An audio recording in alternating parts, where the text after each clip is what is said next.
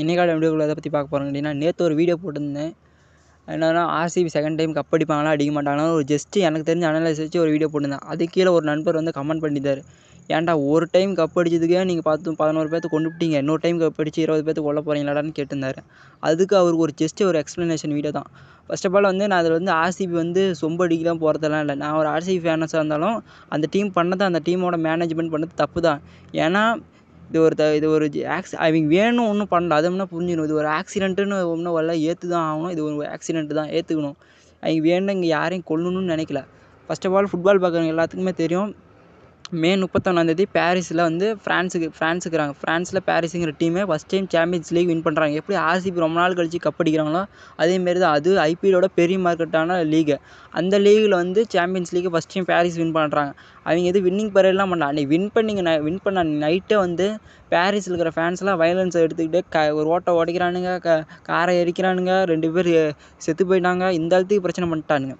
சரி நானாக நினச்சேன், என்னடா இவனுங்க ஃபுட்பால் பார்க்குற நமக்கே தெரியுது, இவனுங்க இப்படி பண்ணுறானுங்க, இன்னும் கொஞ்ச நாளில் ஆர்சிபி குவாலிஃபை ஆகிட்டாங்க, கப்பு அடிச்சிட்டானுங்க, இன்னும் ஆக போதே போட்டு பெங்களூரே கொளுத்த போகிறானுங்கன்னு நினச்சிட்டு இருந்தேன். ஆனால் இப்படி உயிர் சேதாரம் அழுத்திக்கு நடக்கும் நான் என்றைக்கும் நினச்சும் பார்க்கல. அதேமாரி ஜூன் 3 ஆர்சிபி கப் வின் பண்ணுறாங்க. அன்னைக்கு நைட்டில் இது ஆகல பெங்களூரில். அடுத்த நாள் வந்து வின் பண்ணிட்டு அடுத்த நாள் வந்து பரேட் பண்ணுறாங்க. ஏங்க ஒரு மேனேஜ்மெண்ட்டாக இருந்துக்கிட்டு நாம் எவ்வளோ பெரிய டீமு, மக்கள் எவ்வளோ வரக்கூடிய இடம், பெங்களூர் பற்றி உங்களுக்கே தெரியும். அது எவ்வளோ பெரிய டிராஃபிக் ஜாமான சிட்டி. அங்கே மெயின் சிட்டியில் வந்து நாம் இப்படி பண்ணுறோம், என்ன ஆகும்னு யோசிக்கவே இல்லை. சும்மா எடுத்தாங்க அவுத்தான்னு மொட்டையாக அவ்வளோதான் வின்னிங் பரேடு அப்படின்னு வச்சிட்டாங்க. இதை தெரியாமல் இது கவர்மெண்ட்டு அலோவ் பண்ணிக்கிறாங்க. அதான் மிகப்பெரிய கவர்மெண்ட். அவன் எவ்வளோ பெரிய டீமாக வேணால் இருந்துட்டு போட்டுங்க. உங்களுக்கு என்ன கவர்மெண்ட்டை நம்மளோட மக்களோட உயிர் தான் மக்களோட ப்ரொடெக்ஷன் தான் முக்கியம்னு நினச்சிக்கணும். ப்ரொடெக்ட் பண்ணியிருக்கணும். அதை விட்டுட்டு மக்களும் என்னமோ பண்ணிட்டு போகிறானுங்க, நமக்கு என்னன்னு விட்டாங்க. அதுவும் இல்லாமல் 10% மக்கள் மேலேயும் தப்பு. அவனுக்கு பேரிகார்டு போட்டுருக்காங்க.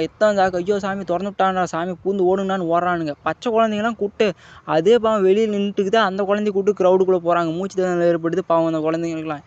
இவனுங்களுக்கு சிவிக் சென்ஸும் இல்லை, காமன் சென்ஸும் இல்லை. இவனுக்கு பக்கம் ஒரு பக்கம் ஆடுறானுங்க, கவர்மெண்ட் ஒரு பக்கம் ஆடுறாங்க, மேனேஜ்மெண்ட் தப்பு.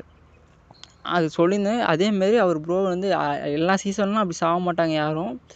இது வந்து ஒரு ஆக்சிடென்ட்டு தான். அதேமாரி ஆர்சிபி எங்கள் மேலே இருக்கிற தப்பை ஏற்றுக்கிட்டாங்க. தப்பை ஏற்றுக்கிட்டு புதுசாக ஸ்கீம் மாரி கொண்டு வந்திருக்காங்க, கேர்ஸ்ன்னு. அதை வந்து அவங்க பண்ண தப்பை ஒத்துக்கிட்டாங்க. அதை முன்னே எல்லோரும் புரிஞ்சுக்கணும். இது வந்து யாரும் வேணும்னு பிளான் பண்ணிலாம் செய்யலை. இது ஒரு ஆக்சிடெண்ட்டாக நடந்தது தான். அதை முன்னே எல்லோரும் ஏற்றுக்குன்னு நான் நம்புகிறேன். அதேமாரி இதில் வந்து என் ஒப்பீனியன் என்ன, கவர்மெண்ட் ஆகட்டும், டீம் ஆகட்டும், அதெல்லாம் இல்லை. நாம் ஒரு ஃபேனாக இருக்கிறோமா, ஜஸ்ட்டு கேமை பார்க்குறோம், என்ஜாய் பண்ணுறோம், செலிப்ரேஷன் பண்ணுறோம், அதோடு இருந்துக்கிட்டோம். அவன் மட்டும் அடுத்தவனை அடிக்கிறது, திட்டுறது, சண்டைக்கு போகிறது, இதெல்லாம் நம்ம ஒரு தேவையில்லாத வச்சு ஒரு நையா பிரயோஜனமும் இல்லை. ஜஸ்ட்டு எனக்கு டீம் பிடிச்சிது, கேம் பிடிச்சிது, நான் என்ஜாய் பண்ணுறேன், பார்க்குறேன், அதோடு நின்றுக்குவேன்.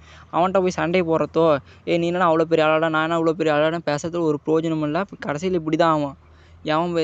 அவனுக்கு இதை வச்சு மார்க்கெட் பண்ணிட்டு போயிடுவானுங்க. அதை முன்னே புரிஞ்சுக்கணும். ஜஸ்ட்டு கேமை என்ஜாய் பண்ணுறோம், பிளேயர்ஸ் விளாட்றாங்க, அதை பார்க்குறோம், அதோடு விட்டுறணும். ஃபேன்ஸாக அதுதான். நாம் என்றைக்கும் ஃபேனாக வெளியிருந்து என்ஜாய் பண்ணுறதோட அவங்க கூட போகணுன்னு நினச்சிங்கன்னா, இப்போ வழக்கம் போல் தமிழ்நாட்டில் நடக்கிறது தான், தூக்கி கீழே போடுவானுங்க. அதுதான் நடக்கும். அதை முன்னே நீங்கள் புரிஞ்சுக்கணும் மக்களே. Bye guys.